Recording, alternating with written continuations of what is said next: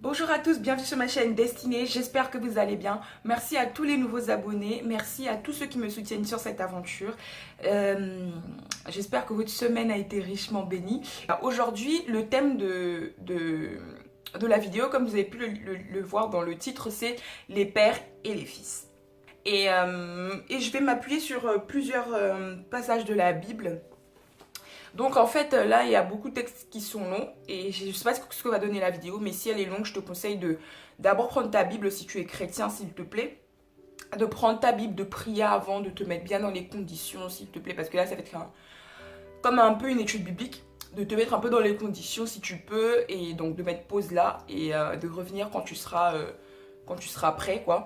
Et si tu n'es pas chrétien, merci quand même de rester, d'avoir cliqué sur la vidéo et de rester là. J'espère que tu vas rester jusqu'à la fin et que le sujet va t'intéresser.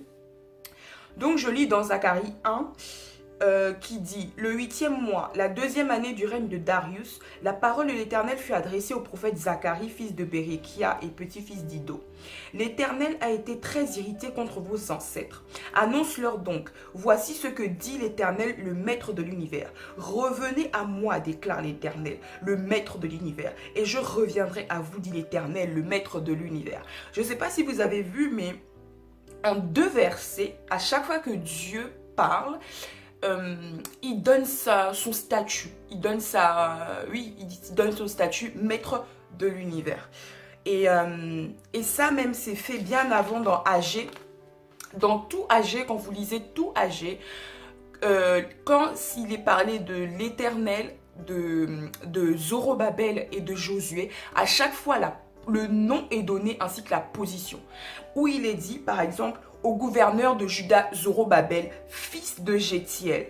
Ok. Et quand on parle de Josué, là je lis dans Agé, et quand on parle de Josué, on dit au grand prêtre Josué, fils de Josadak. Et à chaque fois on parle de l'ancêtre du prophète, l'ancêtre du gouverneur, l'ancêtre du grand prêtre. D'accord? Ne soyez pas comme vos ancêtres, je continue dans Zacharie 1, ne soyez pas comme vos ancêtres auxquels les premiers prophètes proclamaient: Voici ce que dit l'Éternel, le maître de l'univers, renoncez à vos mauvaises voies, à vos mauvaises actions. Mais ils n'ont point écouté, ils n'ont pas fait attention à moi, déclare l'Éternel. Vos ancêtres, où sont-ils? Et les prophètes pouvaient-ils vivre éternellement? Frère, ma soeur, si toi tu es dans une église où ça prophétise, où il y a des prophéties, etc. Tu ne vivras pas éternellement du prophète. Tu ne vivras... C'était quoi cette tête?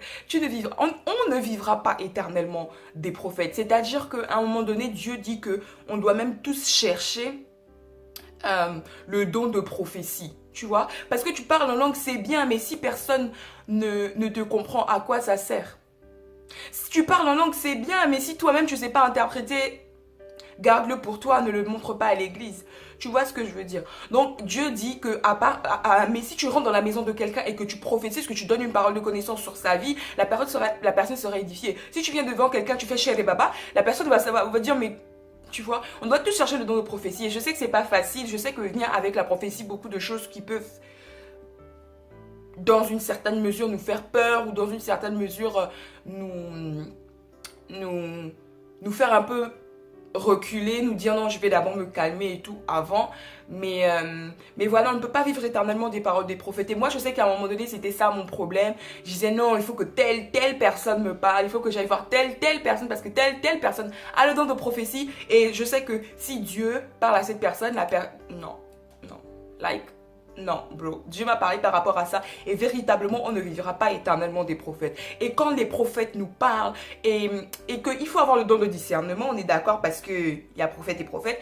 Mais quand Dieu nous parle à travers des prophètes, véritablement, on doit saisir la parole et faire ce que Dieu nous dit. Alors que ici, Dieu dit dans Zacharie: Vos ancêtres, où sont-ils? Et les prophètes pouvaient-ils vivre éternellement? Avant, au-dessus, il dit: Mais ils n'ont pas écouté, ils n'ont pas fait attention à moi, déclare l'Éternel. Cependant mes paroles, donc là je continue au verset 6 de Zacharie 1. Cependant mes paroles et mes prescriptions dont j'avais chargé mes serviteurs, les prophètes, n'ont-elles pas atteint vos ancêtres? Ok. Voilà une chose. Tes pères, quand je dis les pères, ce sont comment ça s'appelle, les plus âgés. Ça peut être ton père spirituel, c'est-à-dire la personne qui t'aide à avancer dans la foi. Ça peut être ton père physique, enfin ton père charnel, je veux dire, enfin, ton père qui t'a donné la vie, si il t'aide à avancer dans la foi. Les ancêtres, c'est aussi toutes ces personnes-là en fait qui ont été dans la foi avant nous, d'où ancêtres. Et donc véritablement là il est dit, les pères, les personnes qui ont œuvré dans le ministère, les personnes qui ont œuvré pour moi avant vous, ok, les prophéties que j'ai données par la bouche de mes prophètes n'ont-elles pas atteint leurs oreilles? Du coup, les ancêtres ont entendu les prophéties. Cependant, les ancêtres n'ont rien fait pour accomplir la prophétie. Frère, ma soeur, on peut te dire dans 5 ans tu vas te marier. Si tu ne fais rien pour que cette situation puisse arriver, ça n'arrivera pas. Si tu ne te prépares pas à être de plus en plus mature, par exemple dans le mariage, je donne cet exemple parce que généralement ça parle beaucoup, à devenir mature spirituellement, comment est-ce que tu veux que ton mari vienne? Si tu ne pries pas pour lui, si tu ne deviens pas une femme qui sait nettoyer, qui sait cuisiner, une femme ça, d'accord, mais surtout spirituellement, parce que véritablement une femme est l'aide du mari, ok, d'accord, une femme est l'aide du mari. Mais spirituellement, tu es son aide. Mais si spirituellement, tu n'es pas... ce n'est pas compatible. Si vos niveaux de maturité ne sont pas compatibles, je ne sais pas si vous voyez ce que je veux dire, comme Dieu verra que ce n'est pas encore le moment. Et parfois, c'est même nous-mêmes qui retardons nos promesses. On t'a dit tu vas devenir un grand avocat. Mais depuis toi, tu veux devenir médecin. Mais on te dit tu seras avocat. Dieu a dit tu vas être avocat. Donc, commence déjà par t'inscrire en fac de droit. Tu vois ce que je veux dire? Je ne sais pas si c'est ça. Mais les paroles que Dieu donne, les pères, les ancêtres, ceux qui ont œuvré avant nous, n'ont rien fait pour que cette parole-là puisse se matérialiser. D'accord? Ok. Je continue à lire dans le verset 6. Ils sont revenus à moi et ils ont reconnu. Ils sont revenus à moi et ils ont reconnu. L'Éternel, le Maître de l'univers, nous a traités comme il avait décidé de le faire, conformément à notre conduite et à nos agissements. Ok. Donc, là, en fait, je pense que parfois, on devrait être humble et dire, véritablement, là, je sais que Dieu peut me punir ou oui, il peut me punir, il peut me réprimander. Parce que ce que j'ai fait là, quand même, excusez-moi du terme, mais déconné. Tu vois ce que je veux dire? Là, les ancêtres ont reconnu qu'ils ont fauté.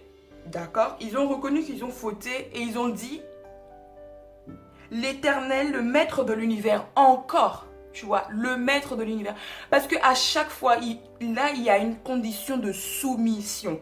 Il y a une condition de soumission, il y a une condition de je reconnais que tu es le Maître de l'univers et je me soumets. Qui peut être plus grand que le Maître de l'univers, celui qui a créé le ciel et la terre. Donc je me soumets de 1.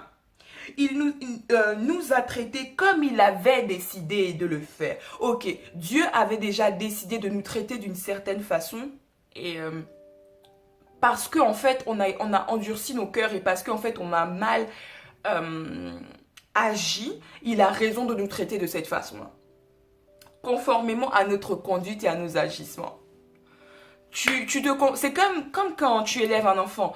Tu te comportes bien, c'est bien. Tu te comportes mal, il y a forcément une action qui va être mise en place pour que tu comprennes que tu t'es mal comporté et que tu reviennes demander pardon, que tu te soumettes à l'autorité du parental et que du coup tu agisses maintenant d'une certaine façon. Et la correction est bonne parce que justement tu ne veux plus revivre cette situation de correction. Et ce que tu fais, c'est que tu te comportes de sorte à ce que la correction n'arrive plus. Ok. Et là, en fait, ce qui m'avait beaucoup marqué, c'est le passage 2 qui dit... Non, le verset 3 qui dit « Annonce-leur donc, voici ce que l'Éternel, le Maître de l'univers, Revenez, voici ce que dit, pardon, l'Éternel, le Maître de l'univers. Revenez à moi, déclare l'Éternel, le Maître de l'univers, et je reviendrai à vous, dit l'Éternel, le Maître de l'univers. Dans ce passage, il y a ce que les ancêtres ont fait et que l'on ne doit pas recommencer, et ce que les ancêtres ont fait et que l'on doit imiter. Attendez. Ici, l'Éternel nous demande de revenir à lui. Si tu as remarqué que les personnes qui ont agi avant toi agissaient d'une certaine façon négative, ne recommence pas. Parce que en fait, tu vas hériter de l'alliance, d'accord? Dans AG, Zorobabel était à chaque fois décrit comme Zorobabel, gouverneur de Juda, fils de... Pardon, j'ai eu un petit souci technique. Josué était décrit comme Josué, grand prêtre, pas prêtre, tout simplement grand prêtre, fils d'eux. Donc, Dieu dira à Zorobabel, dans AG, Verset 20 à 23, je le lis rapidement. Enfin, verset 21. Dis à Zorobabel, le gouverneur de Juda, j'ébranlerai le ciel et la terre. Je renverserai le trône des royaumes. Je détruirai la terre des royaumes des nations. Je renverserai les chars et ceux qui les montent. Les chevaux et leurs cavaliers seront abattus, chacun par l'épée de l'autre. Ce jour-là, déclare l'Éternel, le Maître de l'univers, je te prendrai Zorobabel, fils de Jéatiel, mon serviteur. Vous voyez encore la relation, l'alliance du Père, ok? Fils de Jésiel, mon serviteur, déclare l'Éternel, et je ferai de toi comme un sceau, car je t'ai choisi, déclare l'Éternel, le Maître de l'univers. Je crois véritablement qu'il y a une alliance et que l'alliance qu'il y a eu entre Dieu et les pères agit dans les générations qui suivent. Parce que le père de Zorobabel était un fidèle serviteur, Dieu a choisi Zorobabel parce que Dieu a vu l'alliance qu'il a fait avec le père. D'accord? Et du coup, Zorobabel a été choisi comme celui qui allait porter un sceau, celui qui allait être mis en avant. Et Dieu dans AG donne à Zorobabel de grandes responsabilités. Pour Dieu... vous savez, pour une nation, il y a une autorité légale et une autorité religieuse.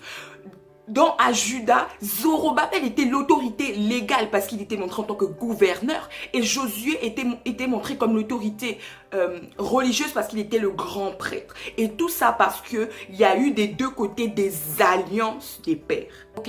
Essayons de faire la part des choses. Si tu vois que tes pères ont fait de bonnes choses, reproduis-les. Mais si tu vois que les choses ont été faites d'une certaine façon négative, ne les refais pas.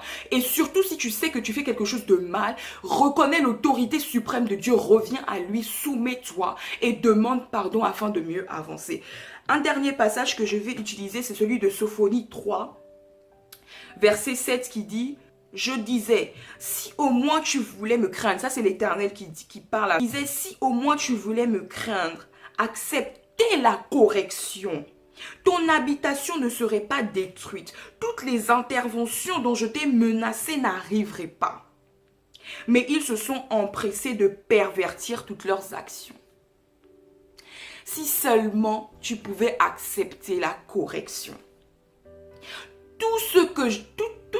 Toutes ces choses dont je t'ai menacé n'arriveraient pas. Donc en fait là l'Éternel te dit, je peux même te dire à travers la bouche de ton prophète, je te ferai ça pour te punir. Mais si seulement tu acceptais la correction, tu disais, Seigneur je me repens. Seigneur, je ferai tout pour me faire pardonner. Si tu acceptais simplement de ne pas reproduire les mauvaises actions de tes pères, si tu acceptais toi de construire ta propre alliance avec le Seigneur, de faire ta propre relation avec le Seigneur et de te dire que moi je ne veux pas reproduire telle ou telle chose, moi je veux avoir ma propre relation avec le Seigneur, vivre mes propres faits, l'Éternel t'épargnerait même des menaces que lui-même a dites. Tu vois, il t'épargnerait parce qu'il est amour. Il va te dire, bon, pour cette fois, ça va. Tu vois ce que je veux dire? Il y a un peuple dans la Bible, l'Éternel devait carrément chasser tout le peuple. Il n'y avait plus d'espoir pour eux, mais ils ont décidé de mettre sur eux des sacs comme vêtements, de déchirer leurs vêtements et de mettre sur eux des sacs pour montrer en fait la supériorité de Christ. C'était une forme de jeûne et parce qu'en fait ils ont montré l'humilité, Dieu a fait grâce et la menace qu'il avait déclarée, enfin la menace qui était sortie n'a pas été effective. Je ne sais pas si j'ai été très claire dans le message que j'ai partagé aujourd'hui, mais voilà. Mais voilà, c'est vraiment ce à quoi c'est vraiment ça que je voulais te partager aujourd'hui. La vidéo sera longue, ça c'est clair. Donc j'espère que tu as pu quand même suivre, même si c'était assez long, même si c'était assez rapide. Je sais pas si tu as vraiment suivi le fil conducteur, mais voilà. Observe les ancêtres, reproduis ce qui avait été fait de bien et que l'Éternel a agréé. Ne reproduis pas ce qui a été fait de mal. Toi-même construis ta propre alliance. Et tu verras même que parfois, il y a une grâce qui découle des alliances qui ont été faites avec nos pères sur nous. Et véritablement, c'était ça. Reviens à lui, accepte la correction, accepte le châtiment. Et tu verras même que Dieu, dans son infini amour, te reprendra ou ne te reprendra pas. Enfin, il te reprendra et tu ne referas plus forcément les mêmes erreurs, d'accord? C'est ici que s'arrête cette vidéo. Je sais qu'elle a été longue. J'espère que tu as suivi. Si tu n'es pas allé, enfin, si tu es allé jusqu'au bout de cette vidéo, commente s'il te plaît. Ça me fera hyper plaisir de savoir que des personnes sont allées jusqu'au bout. Commente ce que tu penses de cette vidéo. S'il te plaît, ça me ferait vraiment plaisir d'échanger avec toi dans les commentaires. Et si tu as vraiment aimé cette vidéo, je te demande s'il te plaît de la partager, de liker, de commenter, j'ai déjà dit, pour que d'autres personnes puissent aussi profiter de ce message. J'espère que tu as été béni et don't forget that Jesus is our King, God is our Father. It doesn't make differences between his children. He loves us the same way, guys. Love you and see you in the next video on Friday if God wants it. Goodbye, see ya.